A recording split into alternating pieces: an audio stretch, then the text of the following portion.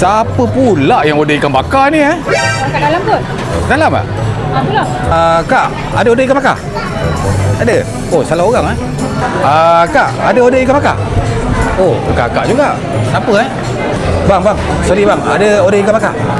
Oh, bukan juga. Siapa yang order ikan bakar ni? Aku ingat tadi lelaki tau, baju warna hitam, topi warna putih yang order ikan bakar ni tadi. Hai. Abang lah. Hai, aku ke yang order?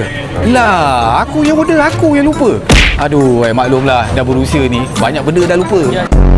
Ini ikan tilapia lah. Okey, harga dia ikut saiz, ada 17, ada 18, ada 19, ada 20. Harga dia termasuk sekali dengan sambal hijau dengan petai. Yang aku ambil ni harga dia set-set dah tulis dah RM19. Mak Kimbo punya ikan bakar, geng. Oh, Allahu Akbar, dia real ikan bakar tau. Korang nak makan kosong pun boleh, nak tambah sambal dengan petai ni pun baru RM3 je. Bismillah. Makan panas-panas ni. Sedap. Sedap tu sebab selain daripada ikan dia fresh, sambal dia pun insya-Allah cukup rasa. Korang tengok petai dalam dia.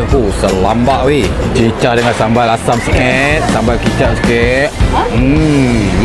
Ini ikan bakar bukan sekadar ada, bukan. Ini ikan bakar memang betul-betul nak jamu orang makan punya. Korang marilah sekali ke Mak Kimbo. Korang datang, korang try ikan bakar ni. Tengok nanti merindu-rindu. Tak percaya? Meh lah try.